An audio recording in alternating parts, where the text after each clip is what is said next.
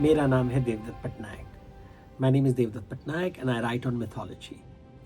And I'm very happy to be part of the Pragati Vichar Author Marathon 2023. I love the theme, taking humanity forward. So I wanted to be present there physically, but I've been traveling a lot and therefore it becomes difficult for me to come physically. So I've recorded this and will share my views on writing. I'll speak in Hindi and English. तो मैं अंग्रेजी और हिंदी में दोनों बोलूँगा, English, so that everybody can understand. तो basically मैंने सोचा आज मैं बात करूँगा अबाउट मेरे काम के बारे में, मिथोलॉजी के बारे में. तो ये एक बहुत ही इंटरेस्टिंग सब्जेक्ट है क्योंकि आजकल बहुत कॉन्वर्सेशन चालू है. What is truth, what is falsehood, ये ऑल ट्रूथ क्या है, ऑल्टरनेट ट्रूथ क्या है. कई लोग कह रहे हैं कि हम अपना इतिहास बना सकते हैं, कई लोग कह रहे हैं कि facts are not facts, history तो हम खुद कोई भी बना सकता है हिस्ट्री. तो ये एक साइंस को लोग चैलेंज कर रहे हैं. अमेरिका में लोग हैं जो कहते हैं कि अर्थ इज़ फ्लैट, और क्रिएशनिज्म, भगवान ने दुनिया को, सृष्टि का निर्माण किया है, वो एवोल्यूशन को नकारते हैं. दे reject Darwin's theory of evolution. तो विज्ञान, जो वैज्ञानिक लोग हैं, जो स्कॉलर्स हैं, जो एकेडमिशियंस हैं, जो इंटेलेक्चुअल्स हैं, उनको एक पुशबैक दिया गया है कि नहीं नहीं, आप जो बोल रहे हैं वो सच नहीं है, हमारे जो गुरुवाणी बोल रहे हैं वही सच है. और मैं मिथोलॉजी के ऊपर लिख रहा हूँ for the last 20-25 years. In fact 25 years. मेरी पहली किताब जो थी was published in 1996. So you can calculate 25 years have passed since the publication of my first book, which was called Shiva: An Introduction. और उसके बाद मैंने 50 किताबें लिखी हैं ऑन माइथोलॉजी. और लोग मुझे हमेशा पूछते हैं कि Devdutt, why do you write on mythology? In fact one of my editors was surprised that I call myself a mythologist. She said, I thought you were a historian. So I had to explain to her कि देखो, I have graduated in medicine, so technically I am a doctor, and I write on a subject called mythology. In my website for the last 25 years, I call myself a mythologist. In all my books, I call myself a mythologist. मैंने उसका definition हर जगह explain किया है, लेकिन फिर भी लोगों के दिमाग में ये concept जाता नहीं है. क्यों नहीं जाता है? क्योंकि ये subject है ही नहीं क्लासरूम में. अगर आप कोई कोर्स करो, if you go to any university, if you go to any department, you will never find a course on mythology. तो लोग पूछते हैं कि माइथोलॉजी है क्या? Is it related to history? Is it related to literature? What is mythology? And that is, I like this, because ये एक agitation हो जाता है लोगों के दिमाग में कि ये सच के बारे में है. बिकॉज जब हम वर्ड मिथ यूज़ करते हैं तो हमको लगता है हम झूठ के बारे में बोल रहे हैं. In fact, I remember this one person saying the word mythology was created by Europeans और ये मिथ्या शब्द से जुड़ा हुआ है. And I kept saying ऐसा नहीं है. आपके पास फ़ोन है, फ़ोन में वाईफाई है, so why don't you do a Google search and find out कि mythology शब्द का etymology क्या है, निरुक्त क्या है, what is the root of this word. तो वो gentleman, he did a Google search and he found that the word mythology का जो root word है mythos है, मिथोस. ये एक ग्रीक वर्ड है. ग्रीक यानी कि यूनान से ये शब्द आया है. और ये मिथोस का मतलब है कहानी. संस्कृत में इसको कहेंगे तो आख्यान. तो आख्यान शास्त्र इज माइथोलॉजी. लेकिन ये कहानी जो है, मिथोस कहानी जो है, ये देवी देवताओं का ज़्यादा होता है, ब्रह्मांड के बारे में कहानी होता है, ना कि लोक कथा, दंत कथा, किंवदंती, ये सब कथाओं के ऊपर नहीं होता है. यानी कि विक्रम और वेताल को हम माइथोलॉजी नहीं कहेंगे, पंचतंत्र को हम माइथोलॉजी नहीं कहेंगे, क्योंकि ये ब्रह्मांड के बारे में नहीं बताता है, ये रिलेशनशिप्स के बारे में बताता है. ब्रह्मांड के बारे में कौन सी कहानी है? जो पुराणों में मिलता है, जो वेदों में मिलता है. अगर हम बुद्ध की कहानी बताएं कि उनका जन्म कैसे हुआ था, उनके पुनर्जन्म के बारे में कथाएं बताएं, जब जिसे कहते हैं बुद्धवंश. बुद्धवंश एक बहुत ही फेमस स्टोरी है जहाँ पे बुद्ध की लाइफ के बारे में बताया गया है, प्रीवियस बुद्धास के बारे में बताया गया है, उसके पास्ट फ्यूचर बुद्धास के बारे में बताया गया है. या फिर अगर हम जैन धर्म के बारे में बात करें तो कल्पसूत्र, जहाँ पे सृष्टि का निर्माण कैसे हुआ, तीर्थंकरों का जन्म कैसे हुआ, दीज बिग आइडियाज़. बाइबल को हम माइथोलॉजी में डाल देंगे, कुरान को हम माइथोलॉजी में डाल देंगे. तो लोग कहते हैं कि अरे ये आख्यान शास्त्र है, लेकिन फिर माइथोलॉजी को बुरा क्यों माना गया है, इसे मिथ्या के साथ क्यों जोड़ा? ये people keep confusing the word myth with मिथ्या। मैं भी कोरिलेट करता हूँ, एंड टू अंडरस्टैंड दिस हमें ये याद रखना चाहिए कि ये शब्द became very popular in the 19th century. और 19th सेंचुरी में जो यूरोपियंस थे उन्होंने ये शब्द निकाला ये बताने के लिए कि जो हमारा इतिहास है वह सच है और जो आपका इतिहास है वो झूठ है। और 19वीं शताब्दी में लोग बोलते थे, पीपल वर थिंकिंग कि हिस्ट्री का मतलब क्या है। तो अगर जो भी पूर्वज की कहानियां होती हैं वो हिस्ट्री है, सिंपल है ना। पूर्वजों की कहानी, मुझे लगता है राम मेरे पूर्वज हैं, सूर्यवंश के राजा होते हैं, चंद्रवंश के राजा होते हैं, तो हर राजा कहता है कि मेरे पूर्वज राम और कृष्ण हैं। तो फिर अगर राम और कृष्ण मेरे पूर्वज हैं तो वो ऐतिहासिक हैं, आप उन्हें माइथोलॉजी कैसे बोल सकते हो, ऐसे होता है। तो अगर आप मुसलमानों के पास जाओ जो इस्लाम धर्म मानते हैं तो बोलेंगे कि जो प्रॉफिट शब्द है, पैगंबर, वो तो ऐतिहासिक है, वो तो उन्हें आप माइथोलॉजी नहीं बोल सकते, उन्हें हिस्ट्री बोलना चाहिए। तो इसके ऊपर बहुत वाद विवाद होता है और लोग हमेशा गुस्सा आ जाता है उन लोगों को इस बात में। तो बात है प्रमाण की।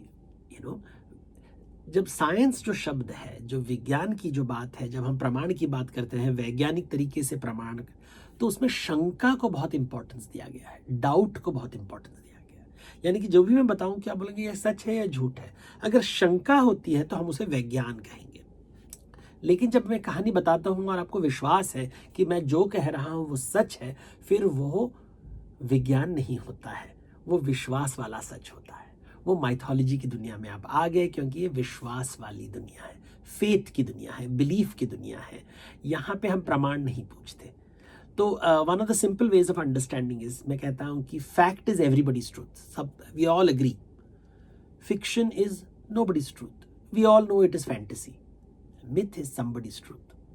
कोई ना कोई इसके ऊपर विश्वास करता है। तो जब आत्मा की बात करते हैं तो कोई लोग विश्वास करते हैं, कोई विश्वास नहीं करता है, तो फिर आत्मा बन गया माइथोलॉजी की कहानी। पुनर्जन्म के ऊपर कोई लोग विश्वास करते हैं, कोई नहीं विश्वास करते हैं। भगवान के ऊपर विश्वास करना, पैगंबर के ऊपर, स्वर्ग नरक के ऊपर विश्वास करना, ये कुछ लोगों का सच है, सब लोगों का सच नहीं, विश्वास वाला सच है, ये माइथोलॉजी में आ गया। अगर हम गौर से देखें तो ये जो लोग कहते हैं ह्यूमन राइट्स, जस्टिस, इक्वालिटी, ये भी विश्वास वाला सच है। ये इसका कोई प्रमाण नहीं है प्रकृति में। In nature there is no such thing as human rights, justice, equality, न्याय, समानवाद। दीज आइडियाज आर ऑल्सो मनुष्य ने कल्पना करके ये बनाया है, तो ये विश्वास वाले सच हो गए। तो हम कह सकते हैं जो सांस्कृतिक सत्य होता है उसे हम मिथोलॉजी में डाल देते हैं। तो मेरा जो, अगर मैं कहूँ कि मेरा विश्वास है कि, तो मतलब हम माइथोलॉजी की दुनिया में चले गए, मतलब प्रमाण की कोई आवश्यकता नहीं है। जब हम गांधी को महाआत्मा कहते हैं, गांधी जी को हम कहते हैं ना महाआत्मा, महात्मा, अब ये एक पदवी है। हमने उनको कहा कि मेरा में विश्वास है कि वो महात्मा है। कुछ लोगों का ये विश्वास नहीं हो, बोलेंगे नहीं नहीं नहीं, गांधी कोई महात्मा नहीं थे, इसलिए गोडसे ने उन्हें असैसिनेट किया है, तो वो कहेंगे कि नहीं नहीं हम नहीं मानते कि वो महात्मा है। कुछ लोग कहेंगे कि वीर सावरकर हम वीर नहीं मानते। तो ये विश्वास वाला सच हो गया। तो विश्वास सब जब आता है तो हम आख्यानों की तरफ जाते हैं, माइथोलॉजी की तरफ जाते हैं। तो मैं इसलिए आख्यान शास्त्र के ऊपर बहुत इंपॉर्टेंस देता हूँ। रही बात मिथ्या के बारे में, अभी मिथ्या शब्द बहुत इंटरेस्टिंग है। हम जब बोलते हैं मिथ्या तो हमारी कॉमन लैंग्वेज में होता है झूठ, सत्य, मिथ्या, लेकिन ये इतना आसान नहीं है। सच और झूठ भारत में इसका मीनिंग बहुत अलग होता है। तो ये विश्वास है भारत में, specially in the south Asia जिसे हम भारत खंड कहते हैं, यहाँ पे विश्वास है कि सत्य जो है वो सनातन है, शाश्वत है, अनंत है। That means it's eternal, it is universal and it is limitless. इसका कोई बाउंड्री नहीं है। अभी इतनी अनंत सत्य को कोई नहीं जान सकता। Nobody knows everything, we know something. हमारे पास खंडित सत्य है। तो I have some information, you have some information. ये जो खंडित सत्य को हम मिथ्या कहते हैं। जो अखंडित होता है, 100% पूरा इनफाइनाइट ट्रूथ होता है, उसे सत्य कहते हैं। तो जब दो लोग बात कर रहे हैं तो हम कहेंगे कि अच्छा तुम्हारे पास ज़्यादा इन्फॉर्मेशन है, मेरे पास ज़्यादा इन्फॉर्मेशन है। अगर मेरे पास ज़्यादा इन्फॉर्मेशन है तो मैं सत्य बोल रहा हूँ, तुम मिथ्या में हो। तो मैं सत्य के आधार से तुम्हारा ट्रूथ को एक्सपैंड करता हूँ। ये कॉन्सेप्ट भारत में बहुत ही फेमस है। तो भारत में इसलिए विवाद नहीं होता। ये नहीं कि मेरा सच सच है और तुम्हारा सच झूठ है। हम संवाद करते हैं कि तुम्हारे पास कुछ सच है, मेरे पास कुछ सच है। हम बात करेंगे और हमारा थॉट एक्सपैंड होगा। आदि शंकराचार्य ने कहा था कि जगत मिथ्या ब्रह्म सत्यम, यानी कि जगत में जितने लोग हैं सबके पास खंडित सच है। Everybody has limited truth, nobody has unlimited truth, but only when we talk to each other will we discover more and more truths and gradually reach infinity. तो यहाँ पे शास्त्री का क्या काम हुआ, पंडित का क्या काम। What about experts? एक्सपर्ट्स के पास बहुत इंफॉर्मेशन है और वन टॉपिक। फिजिक्स का एक्सपर्ट होता है, केमिस्ट्री का एक्सपर्ट होता है, बायोलॉजी का एक्सपर्ट होता है, लिटरेचर का एक्सपर्ट होता है। तो experts have a lot of information. So I am an expert on mythology, on आख्यान शास्त्र, स्टोरीज, सिंबल्स, रिचुअल्स। हर कल्चर में जितने आइडियाज़ हैं वो कैसे पूर्वज दुनिया को कैसे देखते थे, उनके ऊपर मेरे पास ज़्यादा इंफॉर्मेशन है। इसका मतलब नहीं कि मेरे पास परम सत्य के पास मेरे पास है, लेकिन I have more information on one subject.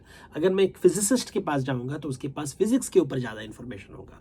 Chemistry student के पास जाऊंगे तो उसके पास केमिस्ट्री के पास ज़्यादा इंफॉर्मेशन होगा। जब हम संवाद करेंगे तो हमें समझ में आएगा कि किसके पास कितना इंफॉर्मेशन है, क्या नॉलेज है, क्या इंसाइट्स मिलते हैं। अगर किसी ने कहा कि नहीं देव मैंने तो कभी नहीं सुना है, आप जो बोल रहे हो आप झूठ बोल रहे हो बिकॉज मैंने नहीं सुना है, अभी ये अहंकार का चिन्ह है। दिस इज ईगो, कि जो मुझे पता है वही सच है। और एक शास्त्री भी अगर बोला तो वो झूठ है, क्योंकि even if he has spent all his life reading more books, I know more than him because I have read one book. ये अहंकार का चिन्ह है और अहंकार सरस्वती का शत्रु है। सरस्वती पाने के लिए हमें संवाद करना है, and we have to understand everybody has some truth to share. या some of these truths are based on faith, some of these truths are based on evidence. Some are scientific truths, some are faith-based truths. Some truths जो science के truth है उसको हमेशा शंका करना चाहिए. That every scientist is trying to prove himself wrong, and that is how his truth becomes very robust. लेकिन जो गुरु परंपरा में विश्वास कर, जो भी गुरु कहेंगे वो सच है, जो भी गुरु कहेंगे उसे आप वैज्ञानिक नहीं कह सकते, क्योंकि वहाँ विश्वास के आधार पर बातें बताई जा रही है. तो ऐसे होता है. तो ये इससे जब लोग इन बातों करते हैं तो पहले ज़माने में हम कहानियों के माध्यम से ये बात लोगों को बताते हैं. भारत में हम Ramayan Mahabharat is a very famous epics, और ये कहानी 2000 साल पहले लिखी गई. इसके पहले शायद मौखिक परंपरा होगी, हमें इसका कोई प्रमाण नहीं है, लेकिन इतना पता है कि 2000 साल पहले इसे संस्कृत में लिखी गई थी. और अभी इट्स वेरी इंटरेस्टिंग कि रामायण महाभारत की स्टोरीज़ है, and I keep telling the stories. तो ड्यूरिंग कोविड टाइम्स में हमेशा ऑनलाइन जाता था और एक शो मैंने किया था कॉल्ड टी टाइम टेल्स. मुझे लगा था कि कोविड की जो लॉकडाउन थी केवल 2-3 महीने के लिए होगी, उसके बाद खुल जाएगा. तो मैं रोज़ एक एक स्टोरी बताता था लोगों को, और ये बहुत ही फेमस हो गया था. इसे टी टाइम टेल्स कहते हैं. और इसको लेकिन मुझे व्हेन आई रियलाइज़ कि ये कोविड बहुत दिन चलेगा तो मैंने रोक दिया 72 एपिसोड्स के बाद. और उसको मैंने जो भी मैंने बताया उसको हमने एक किताब बनाया called the stories we tell. ये एलिफ की एक किताब है, the stories we tell, mythology to make sense of modern lives. यानी कि जीने के लिए हमें कहानियों का आधार चाहिए. We need stories. स्टोरीज अलग अलग प्रकार के होते हैं, जैसे मैंने कहा आख्यान स्टोरीज होते हैं, अलग अलग स्टोरीज. तो मैंने हर एपिसोड में अलग अलग प्रकार के विचारों को व्यक्त किया था कि लोग समझ सके. मैनी पीपल ने मुझे कहा कि ये एपिसोड्स में बहुत चीज़ें निकली. So what I do is I just pick up some portions of this book just randomly, that so that you will understand मेरा काम क्या है, और माइथोलॉजी और लिटरेचर के माध्यम से मैं लोगों तक कैसे पहुंचता हूँ ये विचारों के बारे में. जैसे मैंने अभी I just randomly open a page, right. So I open a page and here it is. अभी ये है puzzles of a king. This is tale 7. तो 7वें दिन में मैंने पजल्स फॉर द किंग कहा था। बेसिकली ये स्टोरीज है विक्रम और वेताल की कहानी। आजकल बॉलीवुड में एक पिक्चर आया है Vikram Vedha, based on Vikram and वेताल। अभी विक्रम एंड वेताल की स्टोरी 8th सेंचुरी में आती है, यानी 1200 साल पहले आई है। ये बेसिकली सेंट्रल इंडिया से ये स्टोरी आती है। विक्रमादित्य, राजा भोज, शालीवाहन, इनकी कहानी हमें डेक्कन रीजन से आती है अराउंड 1200 ईयर्स अगो। इसे हम माइथोलॉजी नहीं कह सकते, हमें फोकलोर कहेंगे इसको। लोगों का विश्वास है कि विक्रमादित्य सचमुच में एक राजा था। ही लिव्ड अराउंड उज्जैन, भोपाल, उस एरिया में के एक राजा थे, बहुत ही पराक्रमी राजा थे, वेरी पावरफुल। उनकी कहानियां हमें भविष्य पुराण में मिलती हैं, बट मैं इन्हें माइथोलॉजी नहीं कहता हूँ, क्योंकि इससे, जैसे मैंने कहा, ब्रह्मांड की कहानी नहीं मिलती है, लेकिन इनसे कई सीख मिलते हैं। So they are very good parables. जब सीख होती है स्टोरीज में, हम इन्हें पैराबल्स कहते हैं। अगर इनका कोई पॉलिटिकल इम्प्लीकेशन है कि विक्रमादित्य इस देश का राजा था, जैसे उज्जैन के राजा थे, अवंती के राजा थे, तो फिर एक थोड़ा लेजेंड भी बन सकता है। लेकिन इसमें ब्रह्मांड की सृष्टि, मृत्यु के पश्चात क्या होता है, ये कहानी नहीं मिलती। तो हम इसे मिथोलॉजी में नहीं डालेंगे, इसे लेजेंड, पैराबल, फोकलोर में डालेंगे। इनका प्रमाण नहीं चाहिए। वी डोंट बिलीव विक्रमादित्य सचमुच में थे, ये स्टोरी सचमुच में घड़ी थी, नोबडी केयर्स अबाउट इट। लेकिन वेताल कैरेक्टर के माध्यम से बहुत ज्ञान मिलता है। So I found this very famous story, Vetal 25 की कहानी, जहाँ पे विक्रमादित्य को एक तांत्रिक कहता है कि मुझे वेताल चाहिए। अभी जब हम वेताल की बात करते हैं तो भूतों की बात करते हैं, पिशाचों की बात करते हैं। उज्जैन के जो महाकाल मंदिर है, वहाँ महाकाल का एक वन है, और कहते हैं कि उस वन में वेताल पाया जाता था। तो एक कनेक्शन है विक्रमादित्य की और वेताल की, उज्जैन के साथ, महाकाल मंदिर के साथ। So there is a legendary connection with a temple. और वेताल का मतलब, लोग पूछते हैं कि देवदत्त वेताल का मतलब क्या है। अभी हिंदू धर्म में तो इसलिए ये मृत्यु के साथ जुड़ा हुआ है। और मैंने एक दूसरी कहानी किताब लिखी है कॉल गरुड़ पुराण, और ये गरुड़ पुराण, यहाँ पे मैं भूत, पिशाच, वेतालों के बारे में बात करता हूँ एक चैप्टर में। भारतीय परंपरा में विश्वास है कि जब आप मरते हो तो आत्मा नहीं मरती, शरीर मरता है। जो आत्मा होती है उसमें वो कर्म बंधित है, it is bound by karmas, इसलिए उसको मोक्ष नहीं मिलता है। तो मोक्ष नहीं मिलता है तो उसके पास कर्म है, तो it has to be reborn. उसका पुनर्जन्म जब होगा तो जैसे वो ऋण से जब मुक्त होगा तभी उसे मोक्ष प्राप्त होगी। जब तक ऋण से मुक्त नहीं होगा, ही इज बाउंड ऑन, जो आत्मा होती है, जो स्पिरिट होता है, it is bound on earth. तो पहले एक भूत का रूप लेता है, इट इज़ प्रेजेंट। इसलिए जब किसी का डेथ हो जाता है तो हम फ्यूनरल रिचुअल्स करते हैं, श्राद्ध करते हैं, ताकि जो प्रेत है वो प्रेत वैतरणी का पार करके यमलोक जाएगा और वहाँ पितृ बन जाएगा। लेकिन कुछ प्रेत होते हैं जिनका अंतिम संस्कार नहीं होता, श्राद्ध नहीं होता, तो वो धरती पे रुक जाते हैं और भूत के रूप में वेताल बन जाते हैं, जिन्हें तांत्रिक पकड़ के एक बॉटल में डालते हैं और उनसे, क्योंकि वेताल के पास बहुत ताकत है, बहुत ज्ञान है, उनको एक्सप्लॉइट करते हैं। तो ये एक बिलीफ है, एक विश्वास है जो विक्रम और वेताल में पाया जाता है। और इस स्टोरी में वेताल, क्योंकि बहुत ही ज्ञानी है, कई स्टोरीज बताता है विक्रमादित्य का और कहता है कि अगर तुम सचमुच में विक्रमादित्य हो, तुम इस पजल, ये जो स्टोरी है, यहाँ पे जो धर्म संकट है, इसे सुलझाओ। क्योंकि राजा का काम है, कोई भी प्रॉब्लम्स होगा, कोई भी डाउट होगा, उसमें क्लैरिटी लाना, सोल्यूशन लाना। अगर तुम विक्रमादित्य हो, तुम इसे आंसर करोगे। अगर आंसर है और तुम नहीं बताओगे तो तुम्हारा सर फूट जाएगा। और अगर तुमने बोला, अगर तुमने मुंह खोला, तो वेताल भाग जाएगा, उसे पकड़ नहीं सकते। वो वेताल को पकड़ने के लिए चुप रहना अनिवार्य है। तो ये ऐसे बहुत ही इंटरेस्टिंग स्टोरी है विक्रम और वेताल की। ये story became so popular, it is spread to the Middle East. और वहाँ पे सुलेमान एक राजा था, सुलेमान नामक एक राजा था जो यहूदियों का राजा था, जूइश किंग था। मिडल ईस्ट में ही was considered the great king Sulaiman. तख्ते Sulaiman is the throne of Solomon and he was surrounded by jinns. और ये जिन्स जो होते हैं, इनको कुरान में इनका मेंशन है, they were these magical beings with lot of power, they are supposed to be very tall and they can stretch their hands. And ये जिन कॉन्सेप्ट वेरी फेमस है। और आपने सुना होगा Aladdin and the magic lamp, जिससे एक genie निकलता है, तो ये जिन का connection this is related to Vetal, and there this story is travelled by merchants from India to Middle East, और वहाँ पे लोग सुलेमान के जिन के बारे में बात कर रहे थे, अलादीन के जिन के बारे में बात करते थे। और जब कहानी आप सुनोगे सुलेमान के बारे में, उसके जीनी के बारे में, आप लगेगा कि ये तो विक्रम और वेताल की कहानी है। विक्रम और Vetal is also associated with a throne, तो तख्ते Sulaiman is a very important concept in Persian literature. तो मैंने एक और किताब लिखी है कॉल्ड ईडन, ये पेंगुइन से है। It is called an Indian exploration of Jewish, Christian and Islamic लोर। क्योंकि लोग मुझे कहते थे कि देवदत्त आप मिथोलॉजी में केवल हिंदू धर्म के बारे में लिखते हो, तो मैंने कहा ऐसे कुछ नहीं है। मैं इस्लामिक मिथोलॉजी के ऊपर लिखता हूँ, मैं क्रिश्चियन मिथोलॉजी के ऊपर लिखता हूँ, मैं यहूदियों की स्टोरीज लिखता हूँ। ऐसी ये किताब है ईडन, और यहाँ पे मैंने सुलेमान के बारे में बात किया है, पैगंबरों की बात किया है। तो यानी कि देखिए, एक पेज मैंने खोल दिया इस किताब में, और वहां से मुझे विक्रम और वेताल की बात आ गई, और विक्रम और वेताल आते ही, वेताल के बारे में बोलते ही मुझे गरुड़ पुराण के याद आ गया, a book published by Westland. And then when I talk about Vetal और विक्रमादित्य, फिर सुलेमान की बात आती है।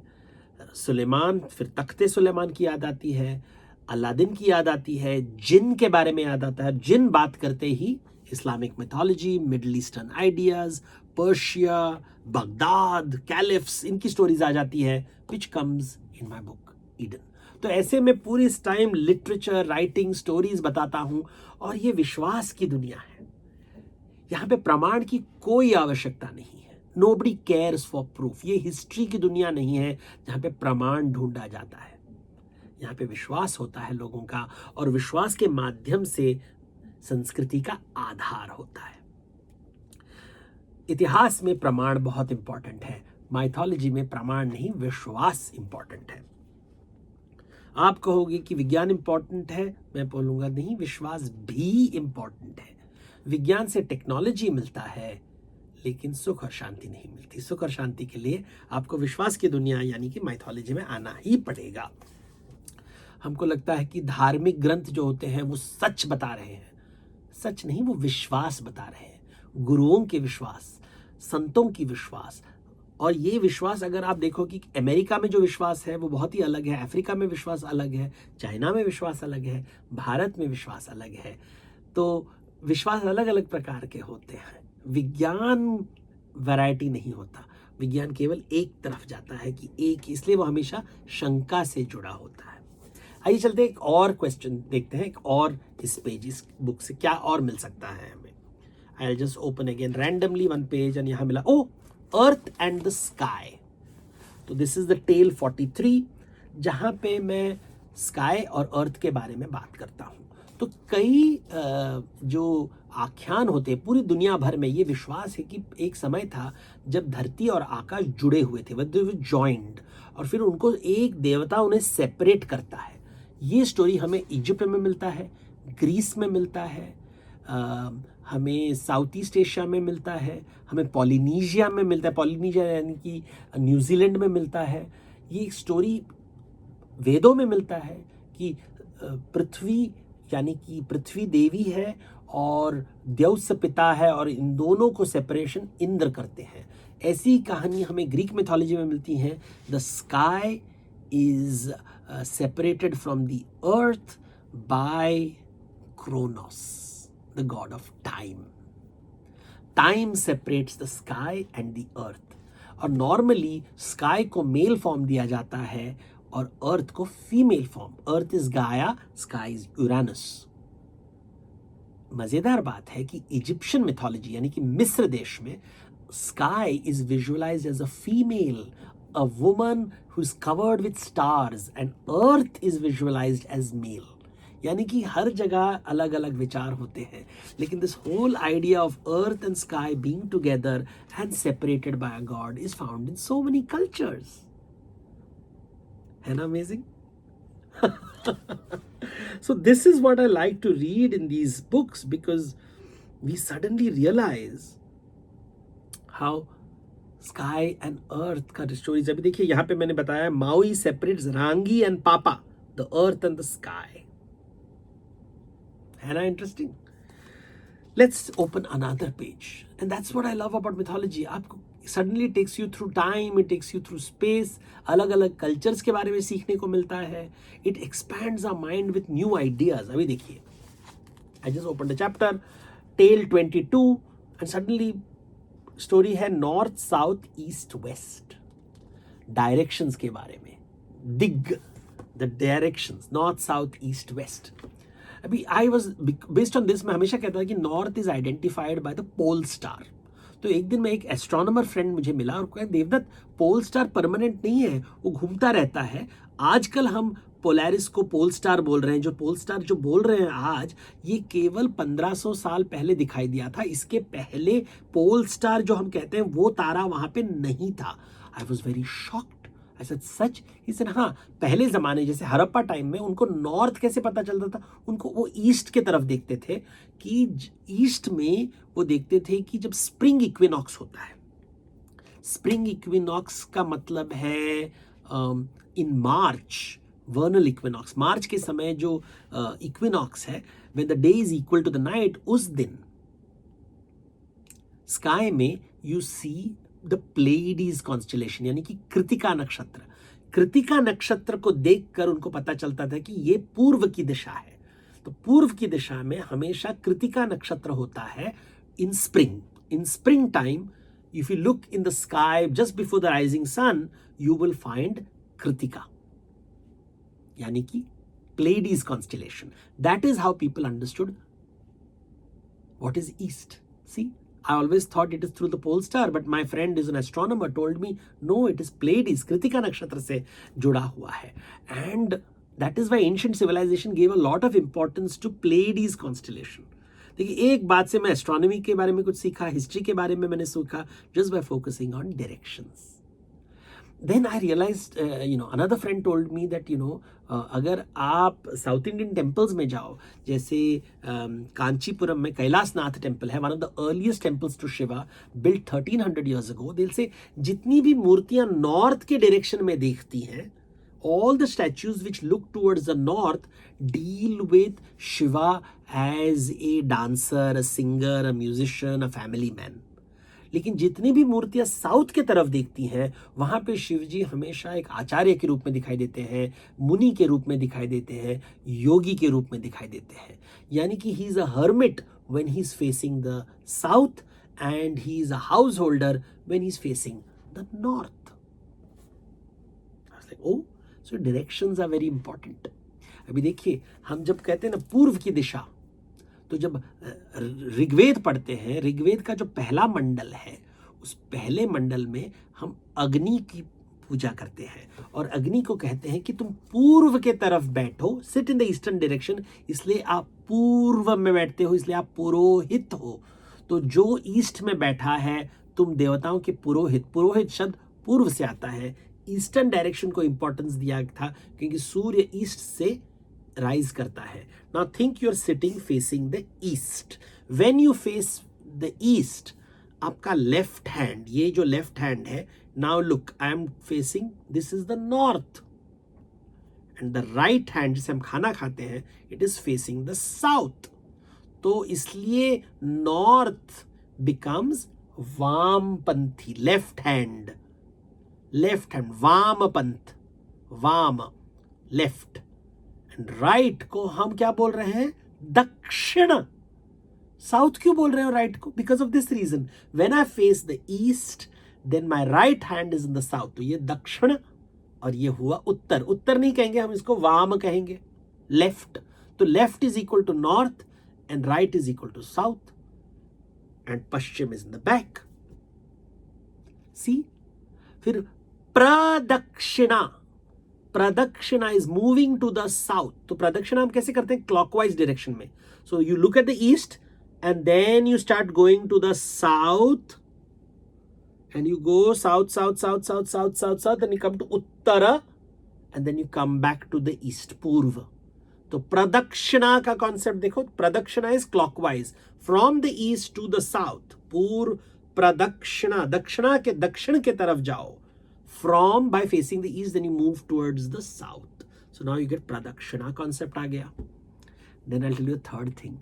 आप हमेशा सुनोगे संस्कृत में पूर्व मीमांसा, अर्ली इंक्वायरी, और उत्तर मीमांसा, लेटर।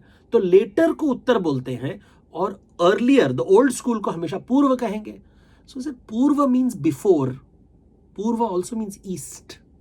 आप हमेशा ईस्ट से शुरू करते हो, पूर्व पक्ष, पूर्व मीमांसा, पूर्व। और उत्तर, मैं पूरा दक्षिणा जब प्रदक्षिणा करके जाता हूं टू द लेटर स्कूल, उत्तर मीमांसा, उत्तर रामायण, उत्तर पक्ष, later. So see how words, directions are all connected. Directions are related to the left and right side. It is also related to time. Purva Paksha, the older school. Uttara Paksha, later school. So you see all these concepts you learn from mythology. ये इतिहास नहीं बता पाएगा आपको। अगर आप history के lesson लोगे तो ये सब शायद इतना इंपॉर्टेंट नहीं है, लेकिन अगर आप माइथोलॉजी के क्लासेस लें, if you read books like this, stories we tell, you will learn so much more about Indian culture. लोगों का विश्वास क्या था, क्योंकि संस्कृति विश्वास के ऊपर आधारित है और विश्वास को हम कहानी के माध्यम से व्यक्त करते हैं। Do consider reading this book. It is The Stories We Tell, Mythology to Make Sense of Modern Lives by Aleph. Or you can consider reading on Bhoot, Pret, Pisach, Pitra, Bhoot, Garud Puran, and other Hindu tales of death, rebirth, and immortality, published by Westland. Remember, literature is about books. Or Eden by Penguin, which talks about Jewish, Christian, and Islamic lore, and Indian exploration. और इनके अनुवाद भी हैं. So many of these books have been translated. If you just Google, you'll find all the translations.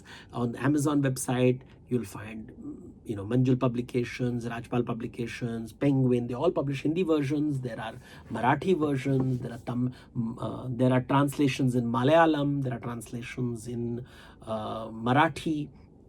To pick up the copy. ज्ञान का कोई भाषा नहीं है. But it is important to understand this. This is the power of literature. Literature says your mind expands. And that is the purpose of my life. I love helping people expand their mind. Not through vivad, but through samvad. And samvad तब होता है जब हम विश्वास करते हैं कि हर आदमी का विश्वास सच होता है. Thank you. And thank you for your attention. And I hope you like this video and you'll share it with people. Bye-bye.